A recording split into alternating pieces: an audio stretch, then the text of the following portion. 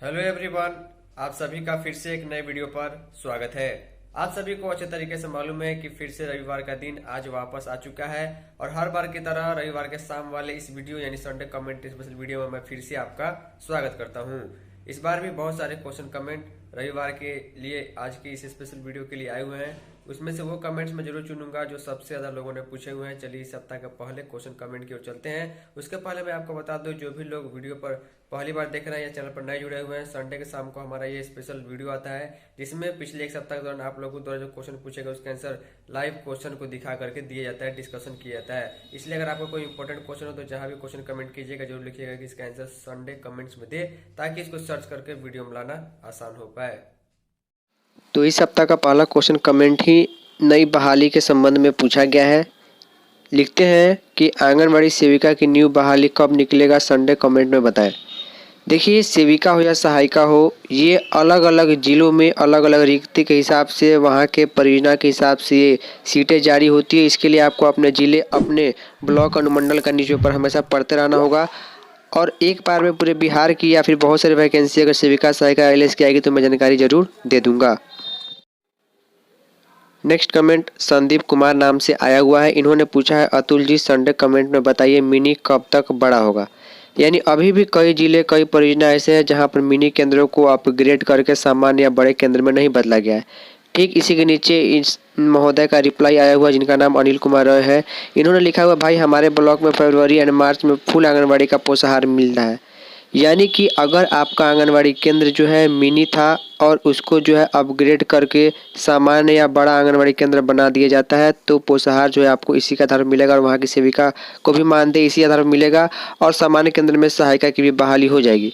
लेकिन अगर अभी तक आपको मिनी का ही पोषाहार मिल रहा है और मिनी का ही मानदेय मिल रहा है तो कहीं ना कहीं आपके परियोजना में भी लेट है। ये अलग अलग परियोजना में अलग अलग डॉक्यूमेंट जिस तरह से आगे फॉरवर्ड किया था उस तरह से मिनी को सामान्य बनाया जा रहा है। नेक्स्ट कमेंट रियाज अहमद नाम से आया हुआ है। इन्होंने पूछा है, अतुल जी भोजपुर जिले के उद्वंत नगर परियोजना के सेक्टर 2 की सभी सहायिका का मानदेय माह सितंबर 2023 का जनरेट ही नहीं किया गया है। जुलाई के बाद अक्टूबर का मानदेय जनरेट किया गया है। इस संबंध में हमने LA से बात किया परंतु कोई उचित कारण नहीं बताया गया। अब इसमें कोई लीगली रास्ता बताइए, क्या RTI अपील कर सकते हैं या फिर कोई और ऑप्शन है, संडे कमेंट से बताइए, धन्यवाद। देखिए, RTI का मतलब राइट टू इन्फॉर्मेशन होता है, ये आपको भी मालूम है इसलिए आपने लिखा है।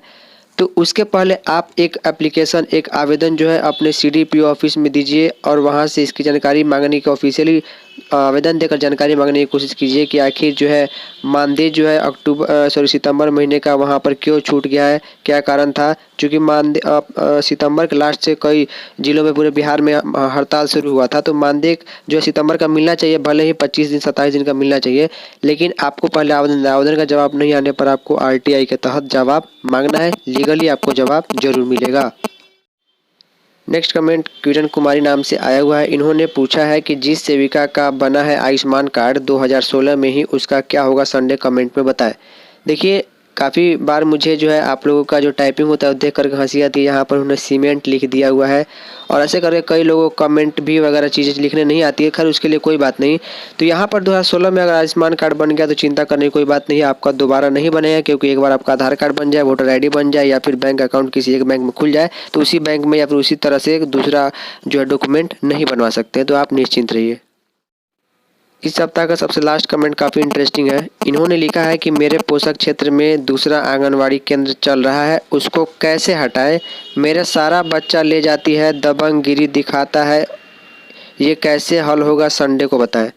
देखिए, अगर मान लीजिए कि आपके पोषक क्षेत्र में और उस आंगनवाड़ी सेंटर के पोषक क्षेत्र में जनसंख्या सेम ही है, अगर कॉमन लोग हैं और छोटे से एरिया में 2 केंद्र चल रहे हैं तब तो यहाँ पर कॉन्फ्लिक्ट होना ही है।